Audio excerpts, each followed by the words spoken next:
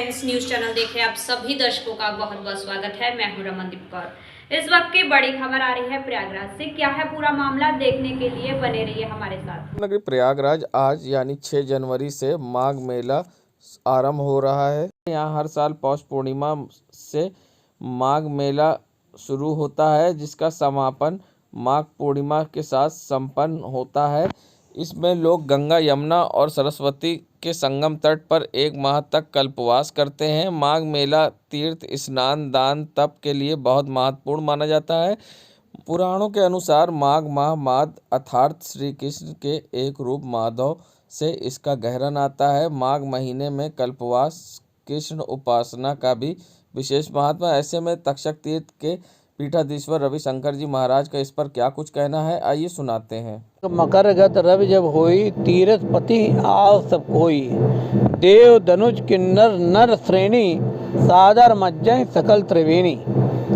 ये हमारे रामायण में स्पष्ट लिखा हुआ है और उसी का पालन हमारा संपूर्ण सनातन समाज करता चला आ रहा है।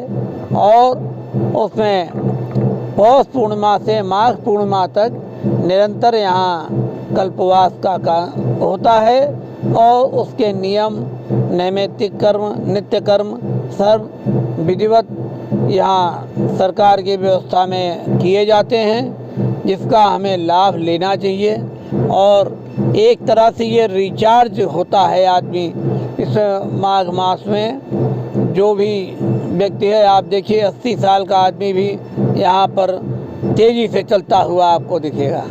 ये इसी माघ मास का असर है, इसी माघ मास का प्रभाव है कि 80 साल का आदमी, 95 साल का आदमी चमकता हुआ दिखेगा। पूर्णिमा का नहान है कल। हाँ, आज पौष पूर्णिमा के स्नान में ये संकल्प के साथ होता है कि हमें मास भर यहाँ रहना है और उसके नियम का पालन करते हुए इसका इस कृत्य को करना है।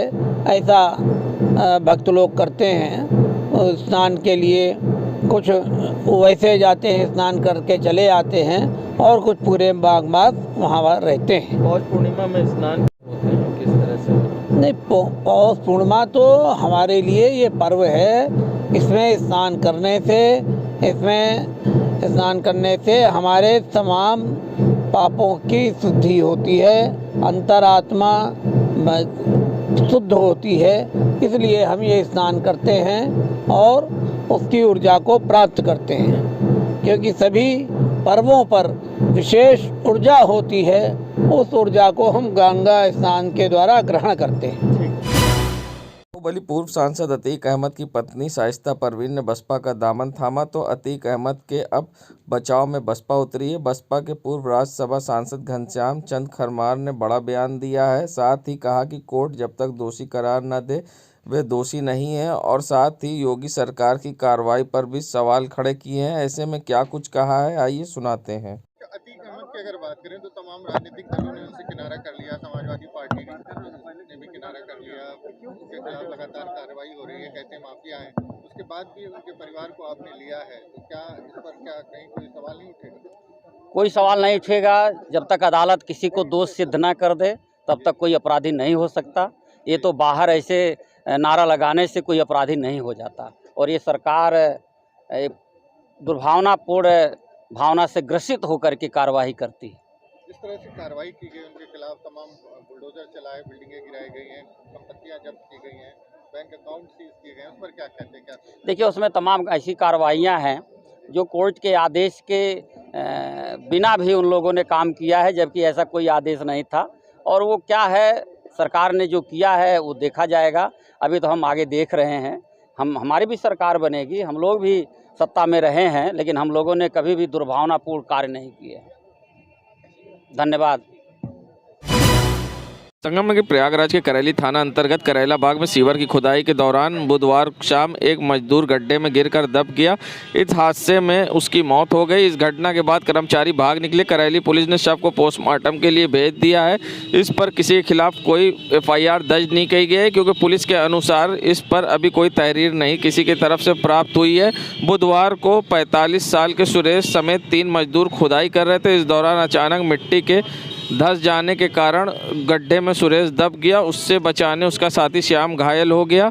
गड्ढे में गिरे सुरेश पर मिट्टी का कुछ हिस्सा गिर गया। इस हादसे में वह गंभीर रूप से जख्मी हो गया। बड़ी मशक्कत के बाद सुरेश को निकाला। दोनों घायल को 108 नंबर एम्बुलेंस के घायल सुरेश को कॉलिन अस्पताल भेजा गया। वहां डॉक्टरों ने सुरेश को मृत घोषित कर दिया है, जिसके बाद शव को पोस्टमार्टम के लिए पुलिस ने भेज दिया है। संगमनगरी प्रयागराज बहुजन समाज पार्टी के द्वारा आज मंडली सम्मेलन कार्यक्रम का आयोजन किया गया था, जिसमें बसपा के कई पूर्व विधायक व सांसद भी मौजूद थे। जहां पर पूर्व सांसद व बाहुबली नेता अतीक अहमद की पत्नी शाइस्ता परवीन ने आज बसपा का दामन थामा है। वो इस कार्यक्रम में पहुंची, जहां बसपा के पूर्व विधायक व सांसद की मौजूदगी में उन्हें बसपा की सदस्यता दिलाई गई। ऐसे में वहीं इस कार्यक्रम को लेकर क्या कुछ कहना है पूर्व राज्यसभा सांसद घनश्याम खरवार का, आइए सुनाते हैं आप। बहन कुमारी मायावती जी जो बहुजन समाज पार्टी की राष्ट्रीय अध्यक्ष हैं, उत्तर प्रदेश में वो 4 बार मुख्यमंत्री रही हैं और प्रयागराज मंडल के सीनियर साथियों ने आदरणीय बहन कुमारी मायावती जी से रिक्वेस्ट किया था कि श्रीमती परवीन शाइस्ता परवीन बहुजन समाज पार्टी ज्वाइन करना चाहती हैं। तो बड़ा गहन अध्ययन करके आदरणीय बहन जी का निर्देश हुआ और आज प्रयागराज मंडल स्तरीय बहुजन समाज पार्टी के कार्यकर्ता सम्मेलन के अवसर पर श्रीमती शाइस्ता परवीन जी को बहुजन समाज पार्टी की सदस्यता दिलाई गई है। क्या मेयर का प्रत्याशी उनको बनाया जाएगा? चुनाव तो अभी सामने दिख नहीं रहा है और जब दिखेगा और हम लोग उनसे बात करेंगे, अगर वो कहेंगी कि हमको मेयर का प्रत्याशी बनाया जाए तो इस पर आदरणीय बहन जी से हम लोग निवेदन करेंगे और उस पर विचार किया जाएगा। संगमनगरी प्रयागराज जहां आज बसपा की सदस्यता ग्रहण करने के बाद पूर्व बाहुबली सांसद अतीक की पत्नी ने बड़ा बयान दिया है। साथ ही उन्होंने नसीमुद्दीन और समाजवादी पार्टी पर भी गंभीर आरोप लगाते हुए बड़ा बयान दिया और कहा है कि बसपा अनुशासन की पार्टी है और अब हम जल्द ही अनुशासन सीख जाएंगे। ऐसे में उन्होंने कई गंभीर आरोप लगाते हुए क्या कुछ कहा है, आइए सुनाते हैं। बहुजन समाज पार्टी बहुत कैडर और अनुशासन की पार्टी है, इसीलिए पार्टी अभी भी मजबूत है। आज के इस प्रोग्राम में मेरा कोई सहयोग नहीं है, फिर भी आप इतनी बड़ी तादाद में आए हैं, जो साबित करता है कि अभी पार्टी जवान और मजबूत है। इसलिए कि हमने कभी अनुशासन जाना ही नहीं। मेरे शौहर निर्दलीय विधायक होते थे, फिर उनकी स्वर्गीय मुलायम सिंह जी से दोस्ती हो गई, लिहाजा हम लोग अनुशासन सीख ही नहीं पाए। लेकिन अब बहुजन समाज पार्टी के अनुशासन पर चलेंगे और आप भी समय समय पर हमको राय देते रहेंगे। दलित को इकट्ठा करने की राजनीति प्रदेश का दौरा करवाते थे। मेरे शौहर काले शीशे की गाड़ी में बैठकर माननीय काशी हमेशा बहुजन समाज पार्टी में जाना चाहते थे और हमेशा दलित भाइयों से प्यार कर रहे हैं, वह सम्मान देते रहे हैं। लेकिन नसीमुद्दीन जैसे बहुत से लोगों ने मेरे शौहर को हमेशा बहन जी से दूर रखा, लेकिन आज मौका मिला है। संगमनगरी प्रयागराज मुस्लिम महिलाओं को लेकर हाईकोर्ट का बड़ा फैसला। इलाहाबाद हाईकोर्ट ने महत्वपूर्ण फैसले में कहा है कि तलाकशुदा मुस्लिम महिला को इद्दत काल ही नहीं, दूसरी शादी करने तक या जीवन भर तक अपने पूर्व शौहर से गुजारा भत्ता पाने का अधिकार है। गुजारा भत्ता इस तरह का हो कि वे तलाक से पहले जैसा जीवन बिता रही थी उसी तरह से जीवन बिता सके।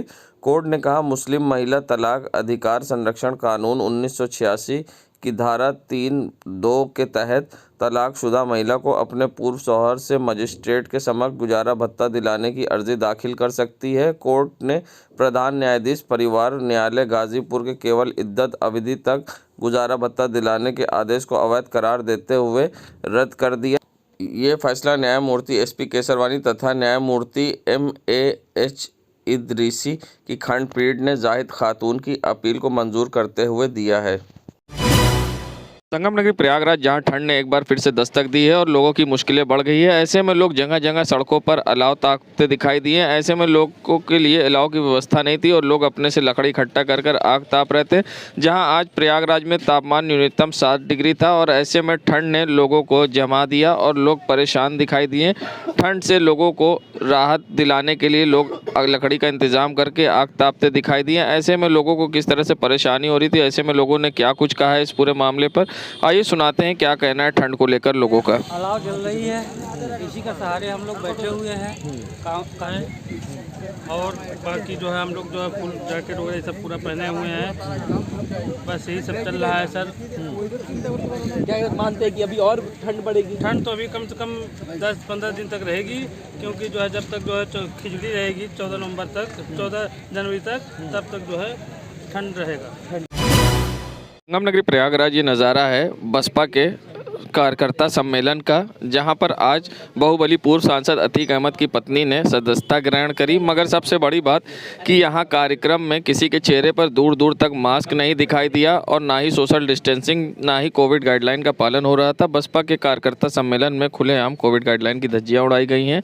आपको बता दें, जहाँ कोरोना के नए वेरिएंट ओमिक्रॉन BF.7 ने दस्तक भारत में दे दी है, जिसके बाद लोगों में कोई भी खौफ दूर दूर तक नहीं दिखाई दे रहा है। जहां मुख्यमंत्री योगी आदित्यनाथ ने लोगों से मास्क लगाने का प्रयोग करने का लिए निवेदन भी किया और साथ ही अनिवार्य भी किया है, उसके बावजूद लोग बिना मास्क के दिखाई दिए और खुलेआम बसपा के कार्यकर्ता सम्मेलन में भीड़ तो दिखाई दी मगर चेहरे पर मास्क नहीं था और खुलेआम कोविड गाइडलाइन का उल्लंघन किया।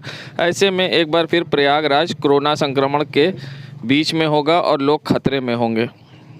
देश दुनिया की खबरों के लिए world media times news channel को सब्सक्राइब करें।